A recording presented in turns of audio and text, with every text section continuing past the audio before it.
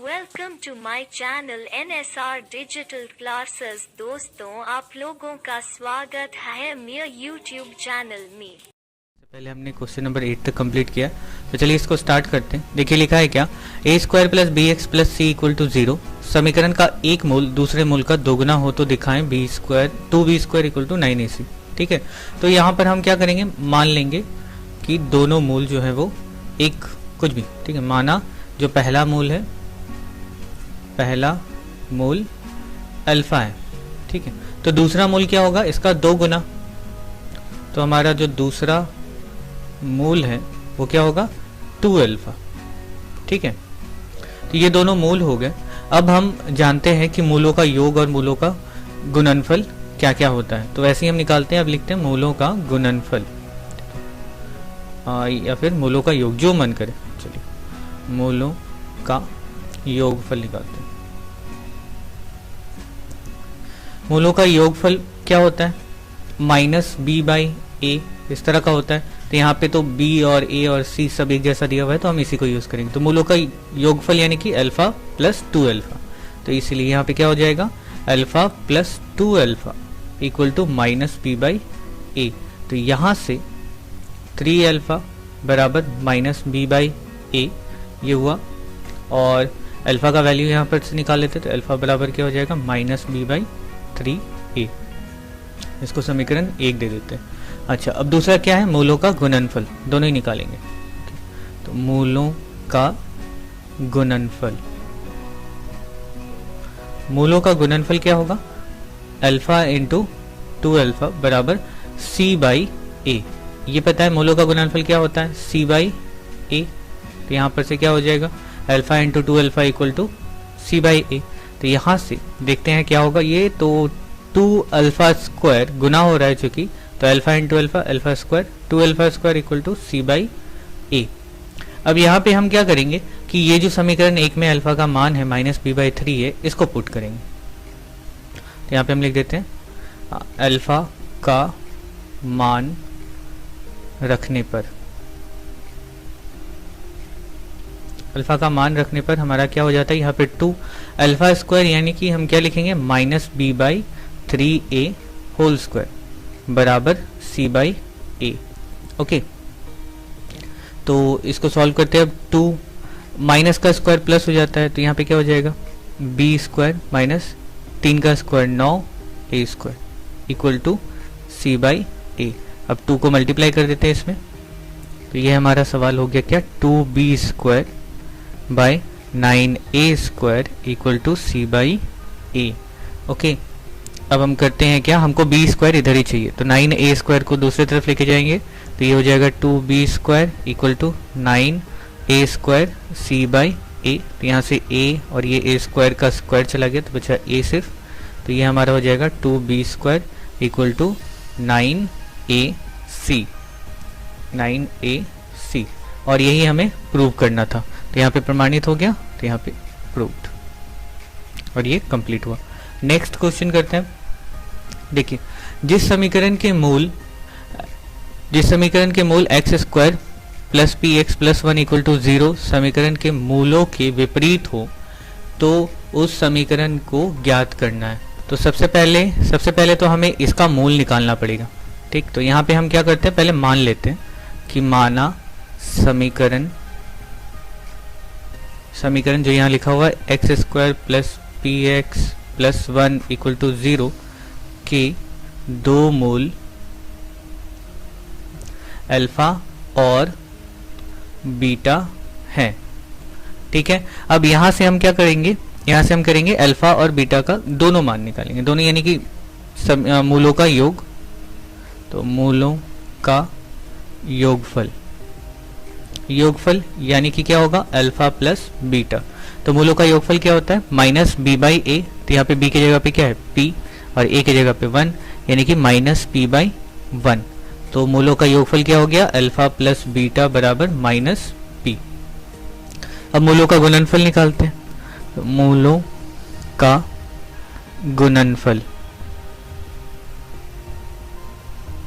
गुणनफल क्या होगा, alpha into beta. Alpha beta क्या होता है, c/a यानी कि यहाँ पे भी 1, यहाँ पे भी 1, तो 1/1 इसका मतलब क्या हो गया, अल्फा बीटा बराबर 1।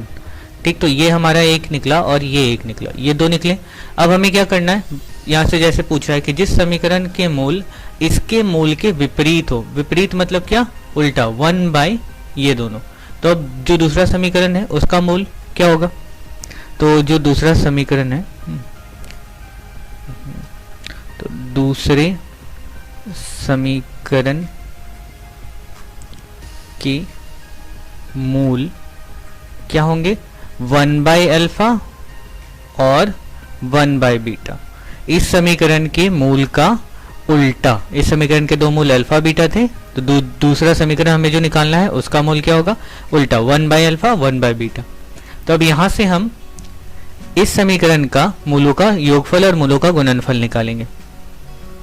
तो मूलों का योगफल क्या होना चाहिए, 1/अल्फा प्लस 1/बीटा। तो यहाँ पे देख लेते हैं ये क्या हो जाएगा, अल्फा बीटा नीचे, और यहाँ पे हो गया अल्फा प्लस बीटा, या बीटा प्लस अल्फा, दोनों एक ही बात है। अच्छा, अब यहाँ पे हमें वैल्यूज पता है कि अल्फा प्लस बीटा बराबर क्या है, -p, और अल्फा बीटा बराबर क्या है, 1। तो अल्फा प्लस बीटा बराबर क्या हो जाएगा, -p by alpha beta equal to 1। तो यानी कि यहाँ पे क्या हो गया, मूलों का योगफल -p। अब मूलों का गुणनफल निकालते हैं, इसके मूल का गुणनफल। तो यहाँ से मूलों का गुणनफल ये क्या होगा, 1/अल्फा इंटू 1/बीटा, यानी 1/अल्फा बीटा। अब अल्फा बीटा का वैल्यू कितना है, 1 है। ओके, यहाँ पे भी 1 हो जाएगा, तो यहाँ पे क्या हो जाएगा, 1/1, दैट मीन्स 1। तो इसके मूलों का गुणनफल क्या हो गया, 1, और मूलों का योगफल -p। ठीक है, तो अब हम समीकरण बनाएंगे।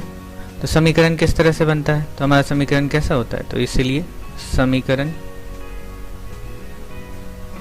क्या होता है, x² minus alpha plus beta x plus alpha beta equal to 0। मतलब समीकरण किस तरह से बनता है, x² माइनस मूलों का योग प्लस मूलों का गुणनफल बराबर 0। तो यहाँ पे हमने सारे वैल्यूज निकाल लिए, मूलों का योग भी निकाला, मूलों का योग क्या निकाला, -p इसके लिए, और मूलों का गुणनफल क्या निकाला, 1 निकाला। तो हमारा समीकरण कैसा हो जाएगा, x² minus p x plus 1 equal to 0। तो ये हो गया x² plus px plus 1 equal to 0, और यही हमारा आंसर है। अब देखेंगे क्या कि ये समीकरण और सवाल में दिया हुआ जो समीकरण है दोनों एक ही जैसा है। तो कंडीशन क्या होता है कि इस तरह के सवालों में जब मूल हो उसका समीकरण और मूल को विपरीत करके जो समीकरण बनता है दोनों एक ही होते हैं। चलिए अब करते हैं अगला सवाल। अगला देखिए लिखा हुआ है इसी तरह का एक, ठीक है। तो जिस समीकरण के मूल x² plus x plus 1 equal to 0 समीकरणों के मूलों के वर्ग के समान हो, ठीक है, मूलों के वर्ग के समान हो, उस समीकरण को ज्ञात करना है। तो यहाँ पे हम मान लेते पहले समीकरण x² plus x plus 1 equal to 0 के दो मूल अल्फा और बीटा है, ठीक है। इसके दो मूल अल्फा और बीटा है।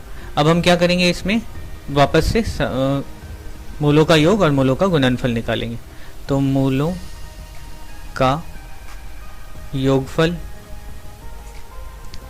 क्या होगा, alpha plus beta. Alpha plus beta बराबर क्या होता है, -b/a। यहाँ पे b का वैल्यू 1 है, a का वैल्यू भी 1 है, c का वैल्यू भी 1 है। तो यहाँ पे क्या हो जाएगा, -1/1 दैट इज -1। तो मूलों का योग -1 हो गया। अब मूलों का गुणनफल निकालेंगे। मूलों का गुणनफल क्या होगा, अल्फा बीटा 1/1। इसका मतलब ये क्या हो गया, 1। यहाँ पे देखिए -1 है और ये 1 है। अब दूसरा समीकरण निकालेंगे। दूसरा समीकरण क्या, समीकरण के मूलों के वर्ग के समान हो। तो मूलों का वर्ग यानी कि स्क्वायर। तो अब दूसरा समीकरण जिसमें मूलों का मूल जो है वो वर्ग में, तो इसलिए दूसरे दूसरे समीकरण के मूल क्या क्या होंगे, अल्फा स्क्वायर और बीटा स्क्वायर होंगे। ओके, ये हो गया दूसरे समीकरण के दो मूल, इसका वर्ग यानी स्क्वायर। अब हम इनका सम ऑफ रूट यानी मूलों का योग और मूलों का गुणनफल निकालेंगे। तो अब फिर से मूलों का योगफल क्या होना चाहिए, alpha square plus beta square. यहाँ पे a square plus b square का फॉर्मूला हम यूज करेंगे। तो क्या होता है, a square plus b square equal to a plus b whole square minus 2 alpha beta a b. तो यहाँ ए प्लस बी यानी कि अल्फा प्लस बीटा का वैल्यू पता है -1 का स्क्वायर और -2 इंटू अल्फा बीटा का वैल्यू 1। तो ये क्या हो जाएगा, माइनस का स्क्वायर प्लस, तो 1 का स्क्वायर 1 और -2 इंटू 1 2। तो ये वैल्यू क्या हो गया, -1। ओके, ये हो गया मूलों का योग। और फिर अब मूलों का गुणनफल, मूलों का गुणनफल यानी alpha square beta square. Alpha square beta square, अब ये कहां से मिलेगा, तो देखिए दोनों में स्क्वायर है, तो हम क्या लिख सकते हैं, अल्फा बीटा होल स्क्वायर। यानी अल्फा बीटा का वैल्यू कितना है, 1 है, यानी 1 का होल स्क्वायर, दैट मीन्स 1। ये हो गया, एक तो मूलों का योग हो गया और एक मूलों का गुणनफल हो गया। अब हम समीकरण बनाएंगे, तो अब इसीलिए समीकरण को लिख देते। कैसे लिखना होता है कि एक्स स्क्वायर माइनस, पहले माइनस मूलों का योग इंटू एक्स, फिर प्लस मूलों का गुणनफल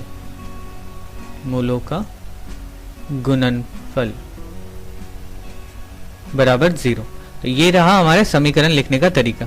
तो यहाँ पे क्या हो जाएगा, ये एक्स स्क्वायर तो ऑलरेडी है, माइनस मूलों का योग कितना आया हमारा, -1, तो -1 इंटू एक्स और प्लस मूलों का गुणनफल क्या आया, 1 इक्वल टू 0। इसको सॉल्व करके अगले लाइन में हमारा आंसर प्लस एक्स, अच्छा minus minus plus 1 into x plus 1 equal to 0। ठीक है, तो ये हो गया हमारा आंसर। ओके, अब हम करते हैं,